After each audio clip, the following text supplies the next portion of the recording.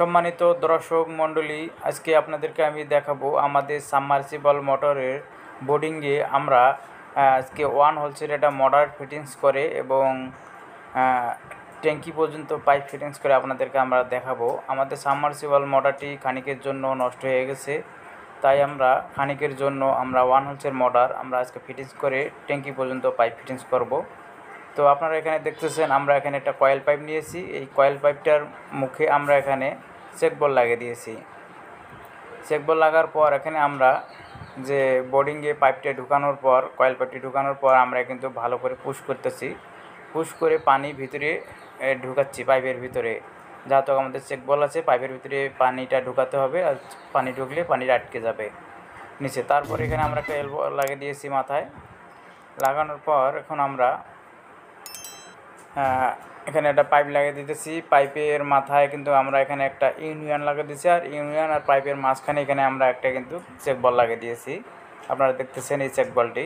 এই চেক বলটির এখান থেকে মোটর পর্যন্ত পানি ধরে রাখবে এবং নিচে পাইপ পর্যন্ত পানি ধরে রাখবে। এক কথা বলতে গেলে আমরা এখানে 2টা চেক বল ব্যবহার করছি। অনেক সময় মানুষ একটা ব্যবহার করে, তো আমরা এখানে 2টা ব্যবহার করছি, কোনোভাবে যেন আমাদের পানির অভাব না হয়, লিকেজ না হয়। এখন আমরা এখানে মোটরটি সেট করার পর আমরা আগে মোটরটি টেস্ট করে দেখব আমাদের পানি উঠছে কি না। আমাদের যদি পানি উঠে তাহলে আমরা ট্যাঙ্কি পর্যন্ত পাইপ ফিটিংস করব। তো আপনারা এখানে দেখতেছেন আমরা ইলেকট্রিক তার সংযোগ দিতেছি। আমাদের যে সাবমার্সিবল মোটরটি ছিল এই ইলেকট্রিক তারের সঙ্গে লাগানো, সেই তারের সঙ্গে আমরা এই মোটরটি লাগিয়ে দিয়ে এখন আমরা পাম্পে পানি দিতেছি। অবশ্যই যখন পাম্পটি সেট করবেন পাইপের ভিতরেও পানি থাকতে হবে এবং পাম্পের ভিতরেও পানি থাকতে হবে। তো আমরা পাইপের ভিতরে কিন্তু পানি কীভাবে ঢুকাইছি সেটা দেখছেন, পাম্পের ভিতরে কীভাবে পানি ঢুকালাম সেটাও দেখছেন। দেখার পর এখন আমরা মোটরটা চালু করলাম, দেখুন আমাদের কত সুন্দরভাবে পানি আসতেছে। তো এখন আমরা এটা তো আমাদের পানি ভালোই আসতেছে, এখন আমাদের সমস্যা নেই। এখন আমরা ট্যাঙ্কি পর্যন্ত পাইপ ফিটিংস করব।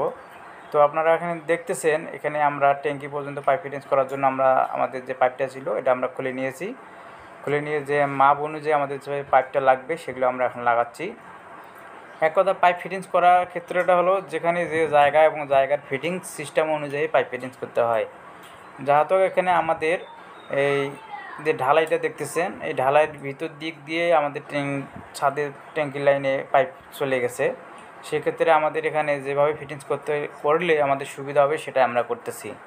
তো আপনারা দেখতেছেন এখানে আমরা পাম্পের উপরে একটা পাইপ লাগিয়ে দিয়ে এলবো লাগিয়ে দিয়ে আরেকটা আমরা এলবো লাগিয়ে দিয়েছি। লাগিয়ে দিয়ে আমরা নিচে সেমভাবে আমরা এখন একটা ইউনিয়ন লাগিয়ে নিয়েছি, সেটা ইউনিয়নের সঙ্গে এখানে আমরা পাইপের সংযোগ দেব। তো আমাদের পাইপটা এদিক দিয়ে লাগালে একটু সমস্যা হচ্ছিলো, তাই আমরা মোটরটা ঘুরে আমরা আরেক সাইডে নিয়েছি, আপনারা দেখতেছেন। আর এখানে আমাদের যেহেতু গর্ত নিচে যে জায়গায় আমরা মোটরটা রাখছি সে কারণে এখানে একটা খুঁটি দিয়ে আর পাইপ একটা দিয়েছি, পাইপ ডাসা দিয়ে আমরা কিন্তু মোটরটা ঝুলে রাখছি। ঝুলে রাখার পর এখানে আমরা কিন্তু ইউনিয়নে থ্রেড টেপ লাগাচ্ছি। আর এই আমাদের ওয়াশার না থাকার কারণে এখানে আমরা থ্রেড টেপটাকে আমরা একটা ওয়াশার বানিয়ে ইউনিয়নের মুখে লাগিয়ে দিতেছি। লাগিয়ে দেওয়ার পর এখানে আমরা কিন্তু এখন ইউনিয়নটা লাগাচ্ছি, আপনারা দেখতেছেন। সম্মানিত ভিউয়ার্স, আমাদের ভিডিওটি যদি আপনাদের ভালো লাগে অবশ্যই ভিডিওতে একটি লাইক দিবেন আর আমাদের চ্যানেলটি সাবস্ক্রাইব করে আমাদের সাথে থাকবেন। আপনারা যদি কোনো ভুল মনে করেন তাহলে অবশ্যই কমেন্টস করে জানাবেন এবং কোনো সমস্যা থাকলে অবশ্যই আমাদেরকে কমেন্টস করবেন, আমরা অ্যান্সার দেওয়ার চেষ্টা করব। এখন আমরা মোটরের সুইচটা দিতেছি, আপনারা দেখতেছেন এখানে আমাদের এমসিবি। আমরা এমসিবিটা এখন অন করে দিলাম। দেওয়ার পর এখন আমরা মোটরটা চালু আমাদের হয়েছে, আমাদের মোটরটা খুব সুন্দর। তো এখন আমরা ছাদে যা দেখি আমাদের ট্যাঙ্কিতে কীরকম পানি আসতেছে। আমরা এখন ছাদে যাচ্ছি, আপনারা দেখতেছেন।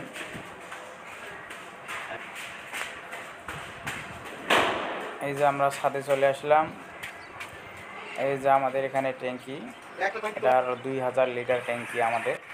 আপনারা দেখতেছেন আমাদের কত সুন্দর পানি আসতেছে। তেমন তো ভিউয়ার্স, এই ছিল আজকের ভিডিওটি যদি আমাদের ভালো লাগে অবশ্যই চ্যানেলটি সাবস্ক্রাইব করে রাখবেন।